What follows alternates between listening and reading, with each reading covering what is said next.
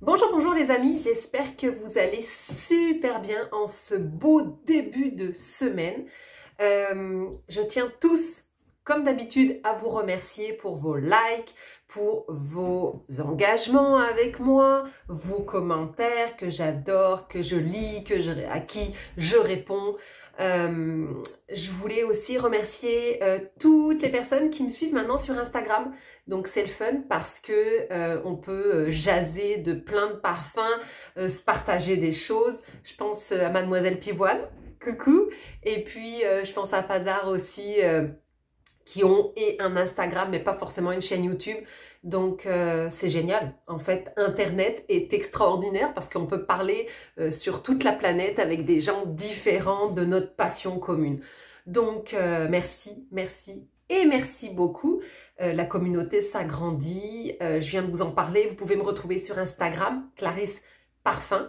Et puis ben voilà. Donc la fille est heureuse. Aujourd'hui, c'est un défi qu'on m'a lancé d'un YouTuber qui s'appelle Vincent Delage. Alors avec Vincent, c'est une histoire assez drôle, c'est qu'en fait, on se côtoie depuis peut-être 2 ans, on s'est jamais vu, on se parle parfum comme si on se connaissait depuis 10 ans, on se donne des conseils comme si on était amis depuis 10 ans, mais en fait,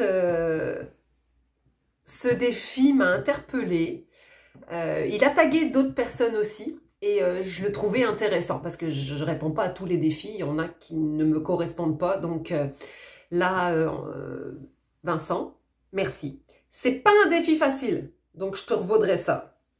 La chaîne YouTube de Vincent s'appelle 3 gouttes de parfum. Je vais la mettre dans la description en bas si vous voulez aller voir un petit peu sa passion pour les parfums vue à la façon de Vincent. Donc le défi aujourd'hui, c'est 3 notes, 3 parfums. Donc, autant vous dire que 3 notes, c'est hyper difficile. Pourquoi juste 3 notes? Mais en fait, ça aurait été plus facile, Vincent, que tu nous dises les 3 notes que vous n'aimez pas et 3 parfums que vous n'aimez pas que 3 notes que vous aimez associées à 3 parfums que vous aimez. Alors, ben, j'ai joué le jeu, j'ai travaillé fort pour vous trouver 3 notes que j'aime le plus et 3 parfums dans chaque. Et sans critiquer, en étant objective, en faisant une sélection, c'est pas évident. Je m'excuse pour tous ceux que j'aime aussi et les autres parfums, mais c'est comme ça, faut faire un choix. Donc, on y va? Vous voulez savoir? Vous êtes curieux? 1, 2, 3. Les amis, je vous l'ai dit, c'était difficile. Mais j'ai réussi à trouver 3 notes.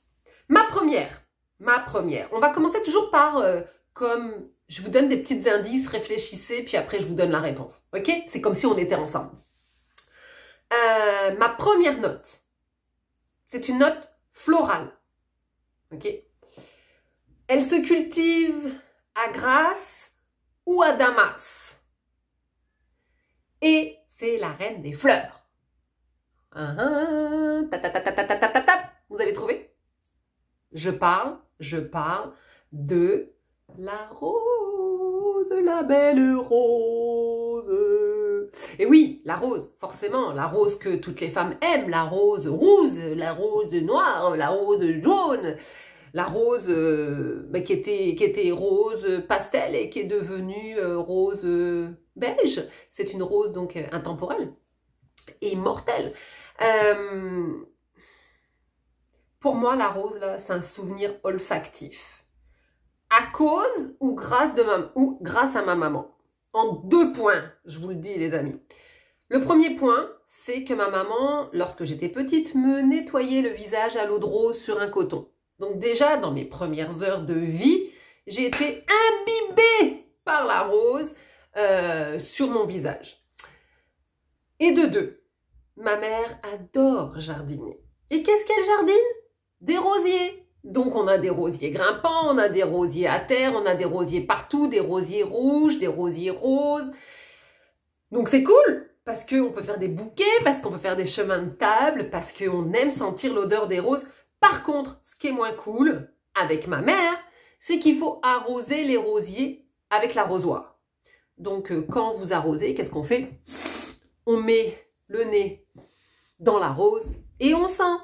Donc, comment ne pas enregistrer dans notre mémoire olfactive l'odeur de rose? C'est mille et une odeurs captivantes parce que la rose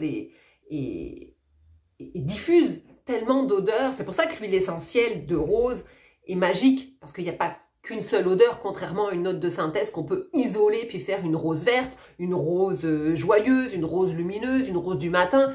Celle-ci, wow, elle dégage une odeur extraordinaire, enveloppante, opulente même, dépendamment de la race ou de la nature de la rose.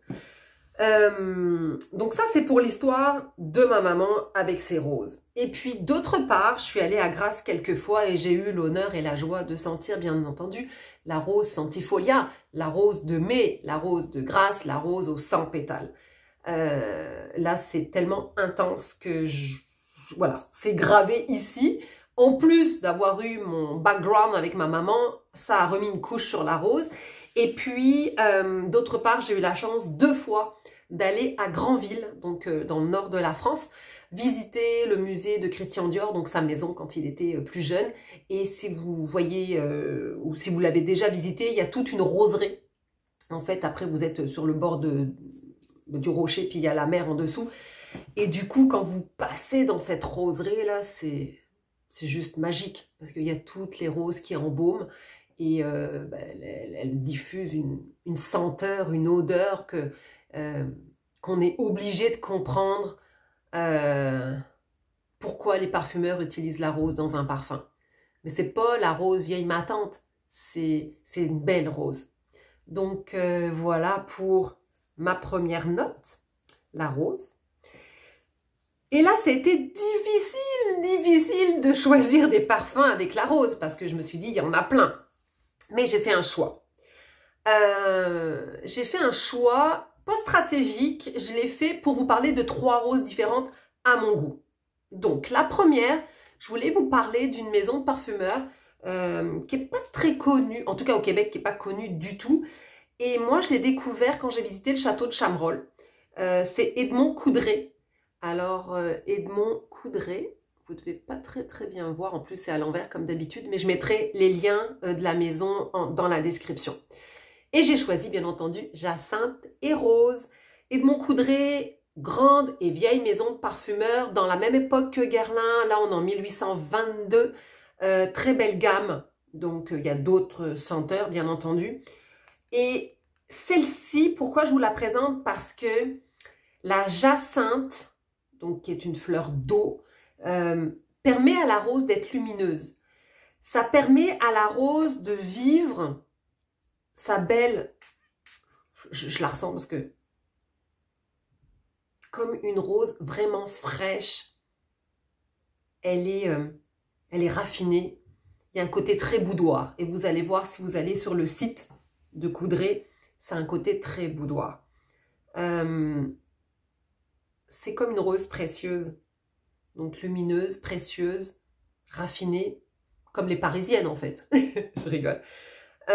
Pyramide olfactive et de iris et rose.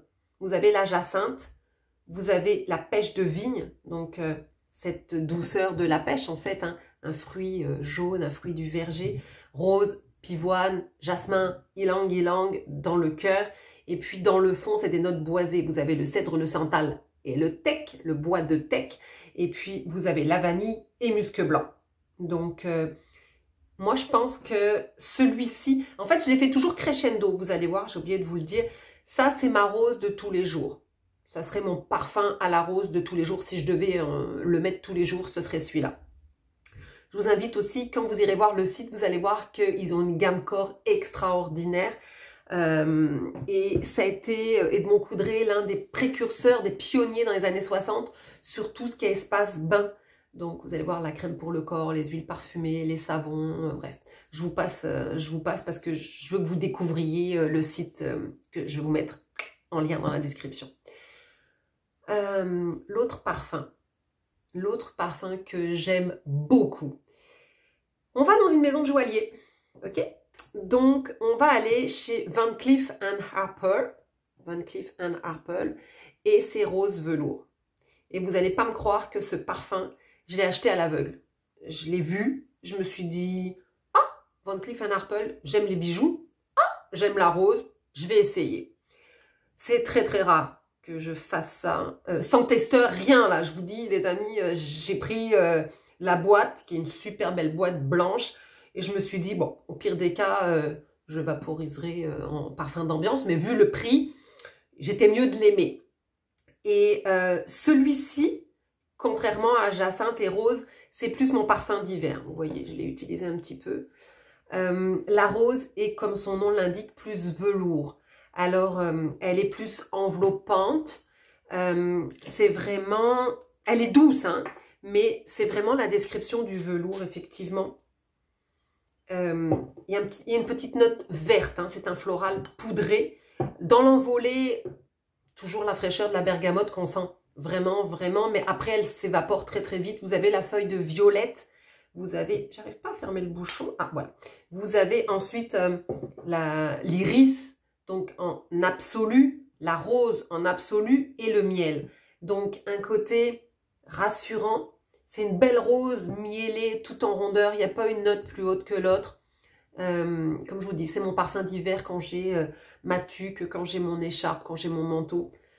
Quand j'enlève tout ça, je sens la rose velours. Donc, superbe. Pour moi, c'est l'absolue féminité. Ce serait vraiment rose velours. Et puis, si vous avez l'occasion, parce que là, c'est à l'envers et j'en suis vraiment désolée, le flacon, donc très épuré, collection extraordinaire qui est marqué ici. Et je ne sais pas si vous voyez, mais pas très très bien, peut-être plus de loin. Il y a un numéro inscrit ici.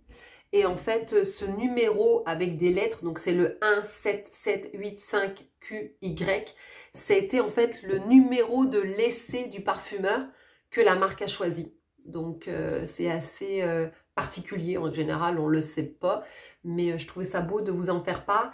Et puis rose velours, parce que dans l'anecdote, on dit que c'est l'histoire d'amour en fait entre Estelle Arpels et Alfred Van Cleef. Donc voilà pour mon rose velours. J'espère que vous aurez l'occasion de le sentir, de le découvrir. Je ne sais pas où il est vendu présentement.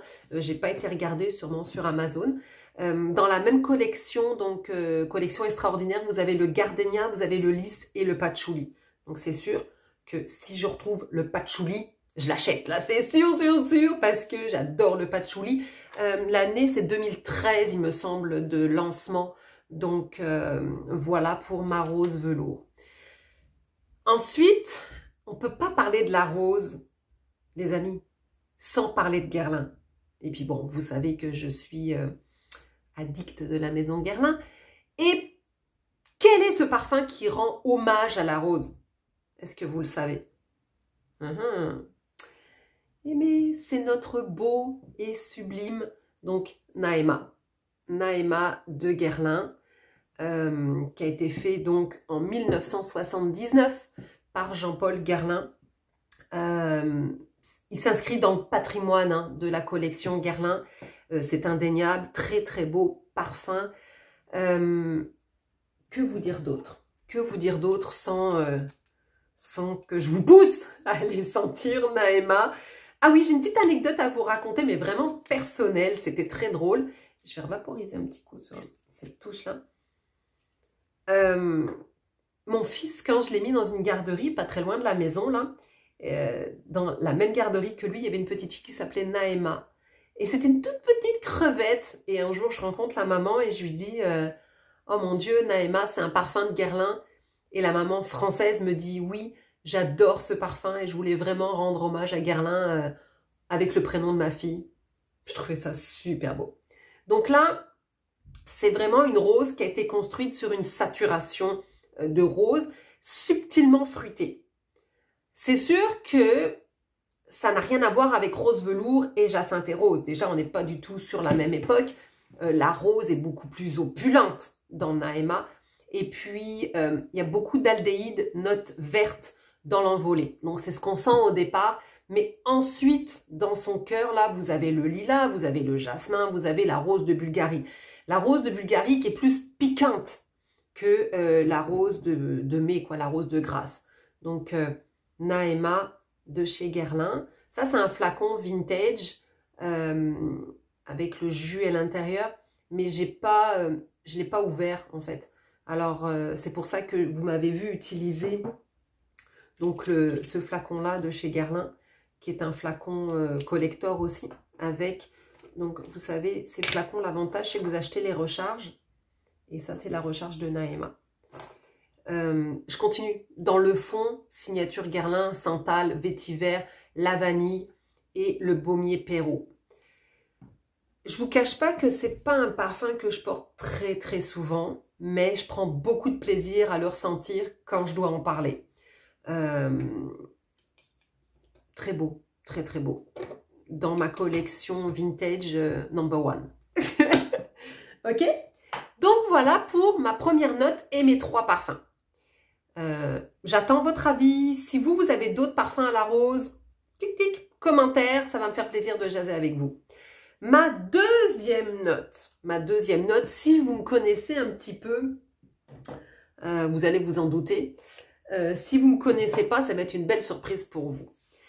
Indice, c'est une note chaude, aux effluves suaves et réconfortantes. C'est une matière première qui peut embaumer les tiroirs. Ça peut être une tiroir, un armoire. Vous savez, on met de la lavande, mais si vous avez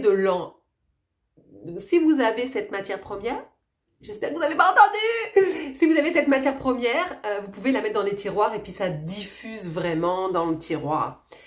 Et cette matière première se positionne en note de fond dans la pyramide olfactive quand on crée un parfum. Alors,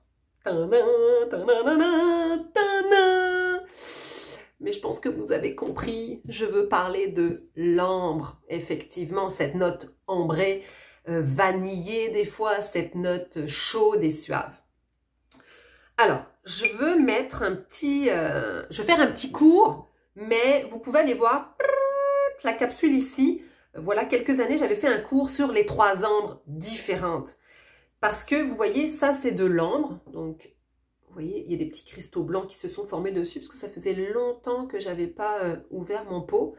Cette ambre-là, c'est quelqu'un du Maroc qui me l'a envoyé, parce que c'est vraiment typique au Maroc de mettre ces petits bouts d'ambre dans les tiroirs, et puis ça diffuse, c'est magnifique comme odeur.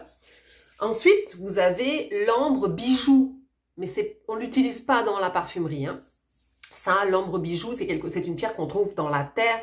Il y en a beaucoup en Pologne, mais ça n'a rien à voir avec les notes olfactives qu'on utilise.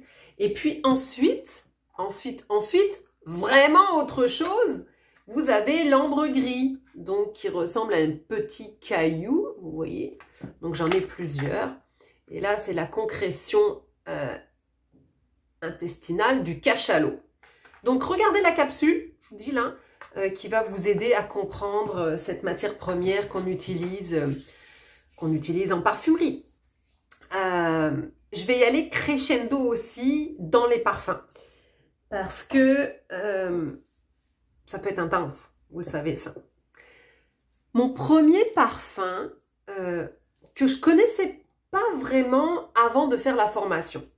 J'ai travaillé très très souvent avec L'Oréal et j'ai eu l'honneur de faire beaucoup de formations pour eux. Et une formation que j'ai adoré faire, c'est la formation sur les parfums Armani Privé. En passant, Monsieur Armani est quelqu'un de super gentil, super accessible, des belles valeurs, Pour les Armani Privé, donc c'est ces flacons-ci, je sélectionne Ambre Soie. Ambre Soie, c'est mon bijou en fait. C'est l'ambre, ce parfum-là, qui va me ressembler le plus. Alors, c'est un oriental épicé, vous le savez. Je suis une femme orientale, hein, on le sait, j'en ai déjà parlé. Celui-ci, 2004, le parfumeur, c'est Christine Nagel. Donc, j'adore. Moi, c'est le parfum Armani Privé. Il y en a d'autres, hein. que je ne peux pas vous citer là, mais qui me transporte. Vraiment, vraiment, vraiment. Je le porte surtout le soir, quand il fait froid. Vous savez, quand on a besoin de réconfort. Ambre Soie, c'est vraiment moi. Pourquoi je vous dis que Monsieur Armani est vraiment impliqué dans la création de cette collection Armani privée? Ce qu'il faut savoir, c'est que Ambre Soie, à la base, avait été fait... C'est un projet personnel à lui, et il voulait créer un parfum pour ses amis, ce qu'il a fait. Mais dans son processus de création, il s'est dit, moi, je veux des matières nobles, j'en veux peu, et je veux qu'elles soient rares. Il a un proverbe ou une citation qui dit très très souvent quand on est en mode création avec lui, alors que ça soit couture, haute couture, prêt-à-porter, c'est less is more. Et c'est vraiment vraiment ce qu'on va retrouver dans tous les Armani privés. Formule courte, peu d'ingrédients, pas de pyramide olfactive. Et celui-ci, c'est le parfum de Monsieur Armani, vraiment. Du coup, donc je vous l'ai dit, pas de pyramide olfactive, vous avez le gingembre, le poivre, le clou de girofle à l'intérieur, l'ambre et le patchouli. Là, je suis pas objective, mais je l'aime beaucoup, vraiment, vraiment, vraiment. Le flacon, toute la collection Armani privée en général est noire. Celui-ci est noir mat. Vous avez des noirs laqués. C'est un bois africain, en fait, les flacons. Étiquette très épurée avec une écriture très simple. Et chaque bouchon, en fait, représente une pierre semi-précieuse. Alors, c'est pas, vous voyez, c'est du plastique, hein, mais c'est la représentation différente sur chaque collection, sur chaque parfum de la collection. Donc, si vous connaissez améthyste, la pierre va être mauve. Vous avez une collection privée aussi orientale. Les flacons sont laqués noirs, il me semble. Ou laqués or. Mais bon, en tout cas, très très belle collection. Voilà pour mon premier parfum en ambre. J'espère que vous l'aimez, vous aussi. En tout cas, je ne sais pas si vous le connaissez. Racontez-moi dans les commentaires. Mon deuxième, là on monte crescendo, une coche de plus, comme on dit au Québec. Ce parfum-là, je ne le connaissais pas, on me l'a offert. Et c'est ma tante qui me l'a offert pour une occasion bien précise. Et je vous rappelle que la mémoire olfactive fonctionne par image, par choc, par émotion. Du coup, on enregistre tout. Et aujourd'hui, je voudrais vous présenter Ambre Sultan. Donc, Ambre Sultan de Serge Lutens. Alors, pour vous raconter l'histoire, parce que c'est pas un parfum que j'aurais choisi toute seule, je pense. Pour vous raconter l'histoire vite, vite, vite, c'est que ma tante, en 2014, je crois, est venue à Montréal en plein hiver.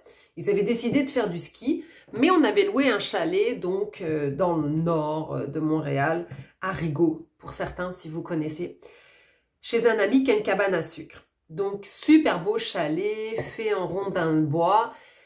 Et le seul hic, c'est qu'il n'y avait pas de chauffage. Mais moi, je ne le savais pas. Parce que moi, pour moi, je me dis, je vais louer un chalet équipé. Mais non, non. Là, il y avait une grosse cheminée. Et en fait, mon ami de la cabane à sucre dit à mon oncle en rigolant, qui est-ce qui va faire le quart? Mais moi, je comprends pas qu'est-ce qu'il dit, là, le quart de quoi. Mais en fait, j'ai compris dans la soirée. Et j'ai surtout compris le lendemain, quand il faisait moins 30. Mais ça, moins 30, c'est pas au niveau du vent, là. Il faisait moins 30 dehors. Et je me suis dit, ah, mais j'ai le parfum que ma tante m'a offert avec moi. Et j'ai vaporisé ce parfum sur ma peau. Donc, j'ai un souvenir avec ce parfum du chalet, de ces éclats de rire, de ce froid, de cette douche que j'ai pris en 1 minute top chrono, tellement il faisait froid. On a fait du chien de traîneau, on a découvert la tarte au sucre, comme on appelle ici. On a été chouchoutés, je veux dire, c'est pas le fait qu'il n'y ait pas le chauffage, mais c'est une mémoire olfactive avec ce parfum intense qui, à chaque fois que je vais me le mettre sur le poignet, je suis transportée dans ce chalet. Et vous êtes comme moi, je suis sûre qu'il y a des parfums que vous n'auriez pas forcément achetés, mais que vous avez vécu, avec qui vous avez vécu une histoire. J'en ai des belles comme celle-ci et j'en ai d'autres des moins belles. Et voilà pour Ambre Sultan. Donc Serge Lutens et Christopher Sheldrake avaient donc créé ce parfum, que je vous dise pas de bêtises, dans les années 2000. Et puis ensuite, il a été refait dans un flacon plus épuré de la collection de Serge Lutens. Pareil, c'est parfum de niche, donc il n'y a pas de pyramide olfactive bien distincte. Coriandre, santal, patchouli dans Ambre Sultan, la myrrhe, l'ambre et le benjoin plus la vanille. Donc il est charnel, il y a un côté résineux, il y a un côté très très chaud. Et là, dans ce parfum-là, en fait, c'est vraiment l'ambre comme ça, vous voyez. Quand je sniffe l'ambre matière première, c'est vraiment Ambre Sultan. Et je voudrais vous lire, parce qu'en fait, je suis allée sur le site de Serge Lutens en me disant c'était quoi son inspiration pour Ambre Sultan. Et j'ai noté histoire de Serge Lutens, Ambre Sultan. Réminiscence d'un morceau de cire d'ambre trouvé au hasard dans un souk à Marrakech, oublié dans une boîte de thuya, donc c'est le sapin, vous savez, le thuya, et retrouvé des années après, marque le retour et authenticité de la matière première. Donc voilà pour Ambre Sultan. À découvrir aussi, je sais qu'il est disponible chez Sephora, ou vous pouvez aller à Paris directement chez Serge Lutens, vous aurez un service extraordinaire. Donc voilà pour mon deuxième. Et mon troisième, je vous le dis tout de suite, je ne le porte pas. Je l'ai eu en cadeau par la maison Guerlain suite à une conférence que j'avais fait. Et il est très beau, très très beau, magnifique. Je parle de Ambre Éternelle. Donc Ambre Éternelle, la collection donc Désert d'Orient, créée par Thierry Vasser, le parfumeur de la maison Guerlain. Il est très très masculin. Alors, bon, on dit Désert d'Orient, hein, ça veut dire ce que ça veut dire. Il y a un côté très voluptueux, très tenace. Parce que, donc, pareil, c'est un boisé avec une facette orientale. On est sur une matière première, donc qui est l'ambre, mais pas de pyramide olfactive non plus. Et dans les notes de tête, Thierry Vasser a mis de l'ambre gris. Donc, ce que je vous ai fait voir tout à l'heure dans ma petite boîte, là, en note de tête. Donc, c'est pour vous dire que l'ambre gris, c'est une note animale. Ensuite, vous avez un absolu de fleur d'oranger qui n'est pas ma note préférée en absolu. La fleur d'oranger, je l'aime parce que c'est un placebo, parce que c'est rassurant. J'aime j'aime le goût de la fleur d'oranger, vous voyez, dans les crêpes. En absolu, je ne suis pas très fan. Et les notes de fond, là, vous avez la note de cuir qui est très très présente et la note ambrée. Donc l'ambre qui est la matière, donc je vous ai fait voir tout à l'heure là. Alors, c'est un parfum, par contre, et là vous allez me trouver complètement folle, que j'adore vaporiser, une vaporisation dans ma chambre. Et pourquoi? Parce que en fait, il y a un côté rassurant, comme il y a un côté masculin. Mais surtout, quand j'entre le soir, ça sent comme le feu de cheminée. Alors, mais éteint. Et je trouve ça magnifique. Alors, je l'utilise parcimonie. Il fait partie de ma collection privée, bien entendu. Maintenant, j'ai vu que les flacons avaient été changés. Du coup, moi, j'ai la première version plus vintage. Je pourrais pas vous dire quand est-ce que je l'ai eu. J'ai plus de souvenirs. Donc, voilà. Voilà pour mes 3 ambres. Donc, un petit tour chez Armani Privé, un petit tour chez Serge Lutens, un petit tour chez Guerlain. J'espère que ça vous a plu. Il y en a d'autres, hein, des parfums en vrai. J'aurais pu en choisir d'autres, mais je vous l'ai dit, c'est un défi, Vincent, super difficile. Du coup, voilà pour ma deuxième note. Ma troisième note maintenant. Et si vous me connaissez super bien, vous savez sûr à 100% laquelle je vais citer maintenant. Cette note se positionne en note de fond aussi dans la pyramide. Elle fait partie de la guerlinade chez la maison Guerlain. Et, c'est une note à odeur, douceur d'enfance. Et elle peut être gustative. Alors, 1, 2, 3. Vous avez trouvé? Vous avez trouvé? Et oui, je veux parler de la belle, excellente vanille. Oui, oui, oui, oui, oui, ma chouchoute. Alors, ce que vous voyez là, c'est pas un dépôt, c'est du rhum que je mets dedans. Comme ça, je les humidifie au rhum pour qu'elles restent belles et fraîches quand j'en ai besoin. C'est une technique, en fait, d'un cuisinier qui m'avait dit ça dans un grand hôtel parisien. Et du coup, bah, c'est ce que j'ai fait.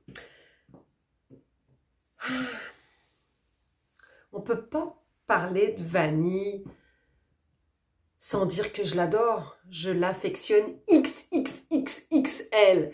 Mais pourtant, je suis pas la fille qui porte que des parfums à la vanille. Je veux dire, pure vanille. J'aime la vanille dans une composition. Je vais plus être la fille qui va porter des crèmes, des huiles à la vanille et superposer son parfum. Du coup, on ne peut pas non plus parler de vanille sans parler de la maison Guerlain. Et qui dit Guerlain, qui dit vanille, dit Shalimar. C'est obligatoire. Mais comme tout le monde connaît Shalimar, donc je me suis dit, je vais vous parler d'un Shalimar bien spécifique. À odeur de vanille, mais en double vanille. Donc, j'ai décidé de vous parler de Shalimar Ode à la vanille. Forcément. Donc, ce super beau Shalimar que je mets pas souvent parce que il fait partie aussi de ma collection privée. Et puis, c'est ça. Je pense que j'en ai tellement que des fois, je les oublie. Et avant de commencer de vous parler de Shalimar, donc Ode à la vanille, j'aimerais vous citer Thierry Vasser parce que c'est vraiment drôle. Il dit « Nul doute que Vénus serait vanille ». Moi, je suis tout à fait d'accord avec lui. Je suis sûre que Vénus, elle est vanille, c'est sûr, sûr, sûr. Celui-ci, c'est les mêmes ingrédients, même pyramide que Shalimar régulier. Donc, vous retrouvez la bergamote, le citron dans l'envolée, donc la fraîcheur, le jasmin, la rose de mai et l'iris, pardon, dans le cœur. Santal, vanille, opoponax, fève de tonka et l'encens dans le fond. Mais comme on est sur une ode à la vanille, vous imaginez bien qu'il y a encore plus de vanille. Mais celui-ci, là, c'est quelque chose d'extraordinaire parce que c'est une teinture de vanille, donc de Mayotte. Si vous n'avez pas vu ma capsule, ici, là, parlons, c'est Parfum d'amour de Jean-Paul Guerlain. Il vous raconte en fait son histoire, sa découverte de cette matière première à Mayotte, quand il a créé, après, donc il va en découler double spiritueuse vanille, mais allez vraiment voir ma capsule YouTube. Et je reviens, donc là je vous ai cité l'absolu, donc la teinture de vanille de Mayotte, mais il y a aussi l'absolu de vanille de Sambava. Et Sambava, c'est à Madagascar, et on appelle ça l'or noir de Madagascar, cette vanille. Donc, juste incroyablement beau, juste, c'est Shalimar en XXL vanille. Donc, si vous aimez, si vous arrivez à le trouver, si vous pouvez le sentir quelque part, allez-y. Par contre, je vous préviens, c'est une overdose de vanille. Donc, comme on dit au Québec, venez pas chialer que ça sent la vanille. Je vous ai prévenu. Pour l'autre, j'aurais pu, comme je vous disais tout à l'heure, vous parler d'autres parfums. Je pense là à vanille extrême sud-pacifique. J'aurais pu vous parler de vanille de Molinard. J'aurais pu vous parler double vanille, donc double vanille spiritueuse de Guerlain. Mais je pense que vous l'avez compris, j'aime Guerlain. Et mon parfum du moment, là, mon parfum de tous les jours que je me suis apprivoisé, qui s'est collé à ma peau, c'est donc le parfum Guerlain, mon Guerlain en eau de parfum intense. Et je vais pas réépiloguer, je vais pas vous redire ce que je vous ai déjà dit dans la capsule là, parce que c'est un parfum que j'ai eu à mon anniversaire. Tout ce que je peux vous dire, c'est que le Mon Guerlain eau de parfum intense, double vanille aussi, vanille de Tahiti et vanille de Madagascar. Alors, merveilleux. Si vous aimez Mon Guerlain, c'est pas sûr que vous aimiez Mon Guerlain intense, parce que je vous le dis, c'est vanillé. Mais il tombe pas sur le cœur, vraiment pas, comme d'habitude, très très bien travaillé avec Delphine Gelk et Thierry Vasser. Et pour terminer, parce que je me suis dit, je vous l'ai dit tout à l'heure, moi j'aime beaucoup les crèmes à la vanille pour le corps. J'aime beaucoup les crèmes à la vanille réguliers aussi à manger. Et je me suis dit, ben, je vais vous dévoiler un petit côté coquin. Et pour vous dévoiler un petit côté coquin, j'ai décidé de vous parler de ça. Ça. C'est une huile en fait érotique art de la marque Chunga qui va être mis donc dans la description. Et c'est vanille fétiche, hein, la senteur. Pourquoi j'ai décidé de vous parler de ça? C'est parce que en fait, pour moi, c'est le meilleur support pour faire tenir un parfum. D'ajouter une crème pour le corps, un lait pour le corps si on n'a pas le temps, une huile parfumée. Et si vous allez dans ce genre d'huile, donc qu'on trouve dans les sex shops, hein, il faut le dire, l'huile, je ne sais pas si vous voyez, peut-être vous vous rendez pas compte, mais elle est beaucoup plus onctueuse, elle est plus épaisse qu'une vanille, qu'une huile en fait régulière que vous allez vaporiser. Et quand on lâche, en fait, quand vous la prenez comme ça sent rien. Mais quand vous allez l'appliquer sur le corps, quand vous allez la chauffer, c'est là que se diffuse en fait la senteur de vanille. Mais c'est aussi une vanille gustative. Et oui, c'est une vanille érotique art. Alors, pour mieux vous en parler, parce que je n'ai pas beaucoup de temps non plus, j'ai décidé de vous lire ce qu'il y a marqué derrière la boîte. Pour accentuer le plaisir des sensations sur les zones érogènes, appliquez une petite quantité d'huile sur la région voulue en frottant doucement, puis soufflez délicatement pour activer la chaleur stimulant l'huile. Dégustez tendrement sur le corps de votre partenaire, s'utilise sans retenue sur toutes les parties du corps. Donc, la référence sera marquée dans la description. Donc, c'est la vanille et plus si infinité. Donc, j'espère que le défi était relevé, Vincent, n'est-ce pas? J'espère que vous avez aimé les parfums que je vous ai partagés. J'ai bien hâte de lire vos commentaires. Garçons, filles, tout le monde, bienvenue dans les commentaires. Je vais les lire, je vais y répondre. On peut jaser sur Instagram. Je vous l'ai dit en début de capsule, ça me fait super plaisir. Je suis vraiment contente d'avoir réuni sur ma chaîne YouTube des gens passionnés. Et puis, on va se donner rendez-vous jeudi. On va jaser d'un parfum 1999, un parfum de couturier qui est maintenant discontinué et qui est très très à la recherche. Et moi j'ai une petite précieuse. Alors on va se voir jeudi. En attendant, je vous souhaite une belle semaine. Prenez soin de vous. Bye bye.